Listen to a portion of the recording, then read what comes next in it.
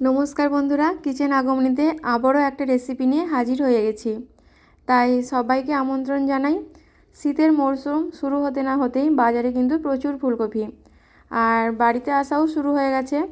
আমরা ফুলকপি দিয়ে নানা রকম পদ রান্না করে থাকি, আর ছোটোবেলায় দেখতাম মা ঠাকুমাকেও কিন্তু ফুলকপি দিয়ে নানা পদ রান্না করতে। আজকের রেসিপিটি আমার মায়ের কাছ থেকে শেখা, খুব অল্প উপকরণ দিয়ে অল্প সময়ে বানাবো হাতে মাখা ফুলকপি। তাই ভিডিওটি শেষ অবধি দেখার অনুরোধ রইল। আমি এখানে ফুলকপি ছোট ছোট করে কেটে ভালো করে ধুয়ে নিয়েছি। হাতে মাখা ফুলকপি করার জন্য কিছু আমি উপকরণ নিয়েছি, যেমন কাঁচা পাকা লঙ্কা, নুন, সর্ষের তেল, টমেটো কুচি, হলুদ গুঁড়ো, কাশ্মীরি লাল লঙ্কার গুঁড়ো, পোস্ত, সাদা আর কালো সর্ষে, আর সামান্য একটু চিনি। প্রথমে আমি মশলাগুলো বেটে নেব। সাদা কালো সর্ষে, পোস্ত আর কাঁচা লঙ্কা বেটে নেব। খুব মিহি করেই কিন্তু আমি বেটে নেব। এবারও আমি একটু নারকেল কোড়া অল্প একটু বেটে নেব। সমস্ত কিছু আমার বাটা হয়ে গেছে, তাই উনুনটা জেলে আমি কড়াইটা বসিয়ে দেবো। দিয়ে দেবো জল। জলটা গরম হয়ে গেলে কেটে রাখা ফুলকপি আর সামান্য একটু নুন আর হলুদ দিয়ে আমি কিন্তু ফুলকপিটা ভাপিয়ে নেব। খুব বেশি ফুলকপি এখানে আমার সেদ্ধ করার দরকার নেই, হালকা একটু ভাপিয়ে নিলেই হবে।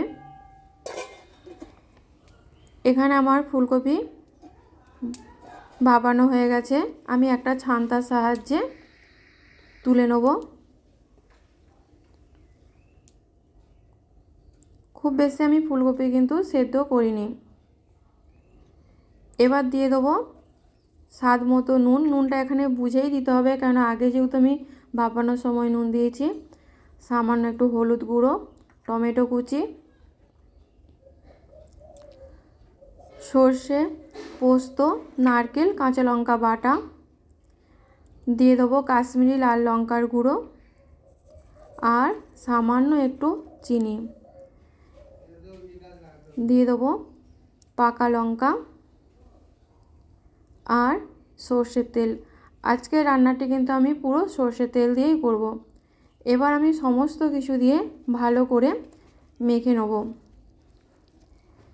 এবং হালকা হাতে মাখিয়ে নিতে হবে, যাতে ফুলকপিগুলো ভেঙে না যায়।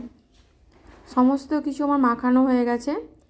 এবার কড়াইটা বসিয়ে আমি দিয়ে দেবো সর্ষের তেল। একটা খুন্তির সাহায্যে আমি তেলটা পুরো কড়াইতে মাখিয়ে দেবো। তেলটা খুব ভালো হয়ে গরম হয়ে গেলে দিয়ে দেবো মাখিয়ে রাখা ফুলকপি আর মশলা ধোয়া জল। এখানে জলের পরিমাণ খুব অল্প, শুধু ওই মশলা ধোয়া জলটা দিলেই হবে। সমস্ত কিছু ভালো করে নেড়ে দেবো, দিয়ে আমি ঢাকা দিয়ে দেবো। এবং এই রান্নাটা কিন্তু খুব অল্প আঁচেই রান্না করতে হবে।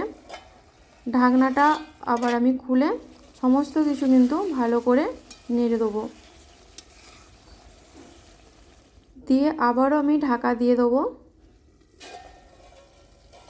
এরকম ঢাকনা দিয়ে অল্প আঁচে আমাকে রান্নাটা করে নিতে হবে। আবার আমি সমস্ত কিছু ভালো করে নেড়ে দিলাম।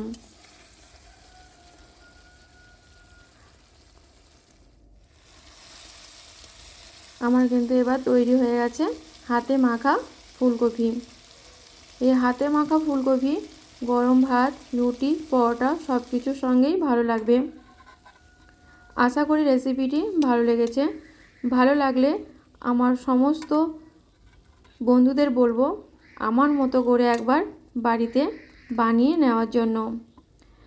আর সমস্ত বন্ধুদের বলবো যে যেখান থেকে দেখছো, ফেসবুক থেকে বা ইউটিউব থেকে, আমাকে ফলো আর সাবস্ক্রাইব করে আমার পাশে থাকার জন্য। আজ তাহলে এই পর্যন্ত, আবার হাজির হব নতুন কোনো রেসিপি নিয়ে। ভালো থাকবেন।